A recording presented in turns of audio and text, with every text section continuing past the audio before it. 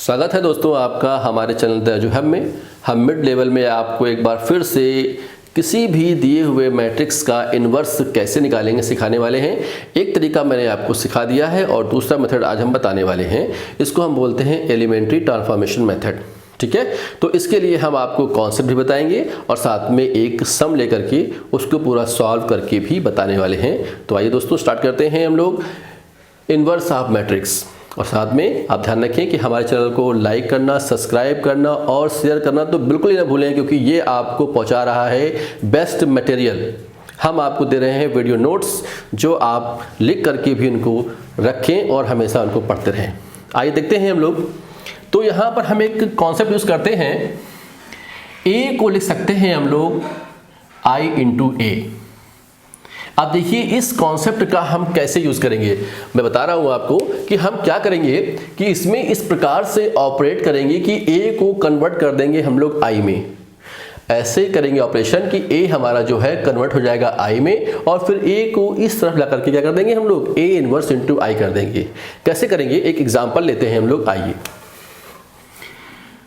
एक मैट्रिक्स हमने ले लिया यहाँ पर आपके लिए, कोई भी मैट्रिक्स हमने ले लिया है। ध्यान रहे कि जो मैट्रिक्स आप लें उसकी वैल्यू जीरो नहीं होनी चाहिए, उसकी जो मॉड वैल्यू है वो जीरो नहीं होनी चाहिए, क्योंकि ये आपको पहले से ही पता है कि अगर उसकी वैल्यू जीरो हो गई तो फिर वो इन्वर्टेबल नहीं होगा। तो मैं एक मैट्रिक्स यहाँ पर ले रहा हूँ जो कि हमारा क्या है, नॉन जीरो है, जिसकी मॉड वैल्यू क्या आएगी, नॉन जीरो आएगी। अब दोस्तों देखिए कैसे मैं स्टेप बाय स्टेप इसे सॉल्व करता हूं। बिल्कुल उसी प्रकार से भी आपको किसी भी दिए हुए सम को सॉल्व करना होगा और कंडीशन यहां पर कंटिन्यू रहेगी कि ये मैट्रिक्स भी हमारा स्क्वायर मैट्रिक्स पहले की तरह होना चाहिए। ठीक है, तो आइए पहले मैंने ए लिखा हुआ है, देखिए ये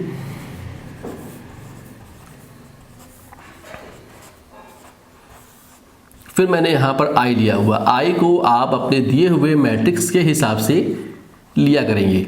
अगर 2 बाई 2 का है तो 2 लेंगे और साथ में ध्यान रखें कि इसमें या तो रो ऑपरेशन लागू होगा या फिर लागू होगा कॉलम ऑपरेशन। दोनों एक साथ अप्लाई नहीं कर सकते आप, यानी केवल या तो रो यूज करेंगे या फिर कॉलम यूज करेंगे। ठीक है, तो आइए, तो अब हमारा टारगेट क्या है। टारगेट हमारा ये है कि जो मैं यहां पर देख रहा हूं वो हमें यहां पर भी लाना होगा। तो उसके लिए हम लोग लिखेंगे, ऑपरेशन लिखने वाले हैं। आइए देखते हैं।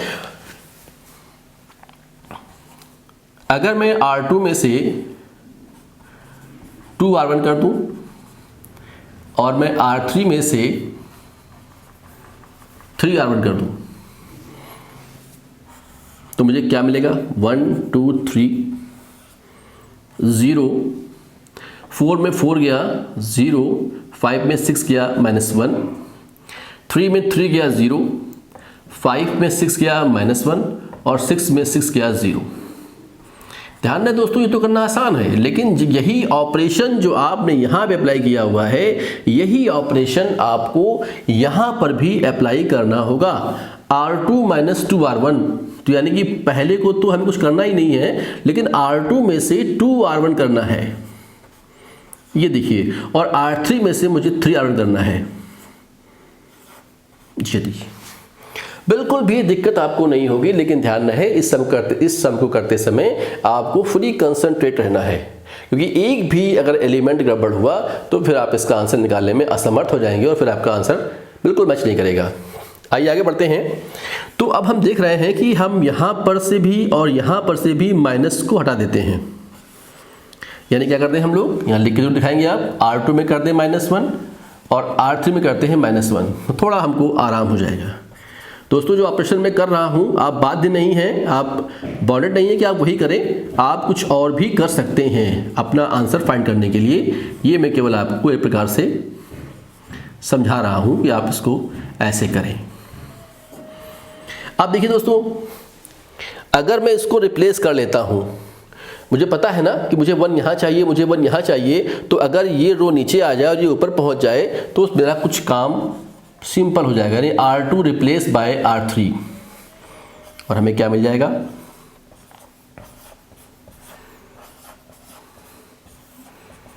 यही वर्क मुझे यहाँ भी कर लेना है।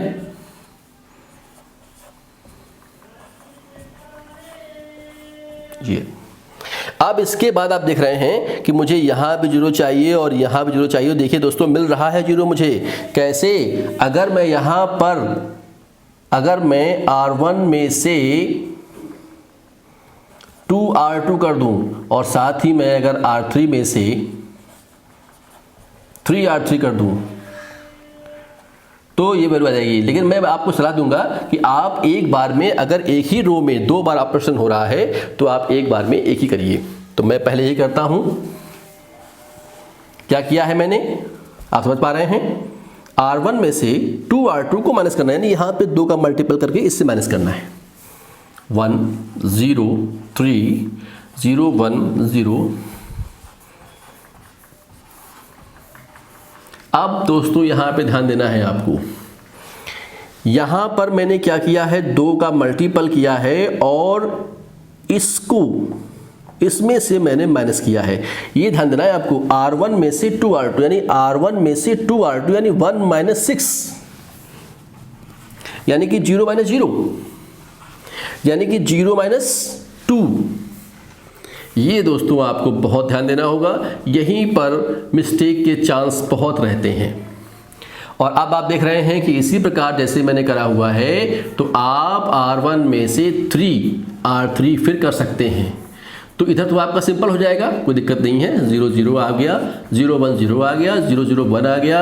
और यहाँ फिर ध्यान दिया जाए एक बार, 3R3 5 में से माइनस होगा 3R3 मतलब 6 यानी कि माइनस का 11। फिर क्या हमारा होगा, यहाँ पे आपका 0 लिखा हुआ है और यहाँ पर आप करेंगे माइनस का 3 तो प्लस का 3 हो जाएगा। ये आपका चेंज नहीं होगा। लीजिए दोस्तों, अब हम इसे लिख सकते हैं I और हम जो ये A लिख रहे हैं इसको दल लगा लिख सकते हैं क्या, A इनवर्स। और देखिए ये आपका आंसर आ गया है, क्योंकि आपको पता है कि ये हमारा यही रहेगा। देखा दोस्तों आपने, ये इन्वर्स का जो तरीका है ये ऑन डिमांड है। अगर पेपर में आपके सब्जेक्टिव में ये लिख करके आता है कि solve by elementary row transformation method, तो आप इसको अप्लाई करेंगे। अदरवाइज मैं आपको ये सलाह दूंगा कि आप वो लो लेवल वाला मेथड अप्लाई कर लें जो बहुत ही ईजी है। लेकिन दोस्तों जो हमारा बेसिक लेवल में, जैसे मैं कह दूं आपसे कि जो इंटरमीडिएट है, रेगुलेशन लेवल में है, वहाँ पर यही मेथड वो अप्लाई करने के लिए डिमांड करता है। आपसे साफ कहेगा कि solve by this elementary row transformation method. ठीक है दोस्तों, ध्यान रखें यहाँ पर कि जो मैं सवालों में ऑपरेशन क्रिएट कर रहा हूँ, ये सेम आप ऐसे अगर नहीं कर रहे हैं तो सवाल गलत होने के चांसेस बिल्कुल नहीं है। लेकिन बशर्ते आप ये ध्यान रखें, कंडीशन अप्लाई है कि या तो आप रो करेंगे या कॉलम करेंगे, दोनों ऑपरेशन एक ही मैट्रिक्स में अप्लाई नहीं हो सकते इनवर्स के लिए। और ध्यान रखेंगे यहाँ पर इक्लॉन में बताया था मैंने, सिर्फ रो ऑपरेशन होता है। दोस्तों समझ में आपको ये आ गया होगा। आई थिंक आप इसको प्रैक्टिस करेंगे और एक बार नहीं, 2 बार नहीं, 3-4 बार करेंगे, तभी आपको अच्छे से आएगा। Thank you for watching my video. Thanks.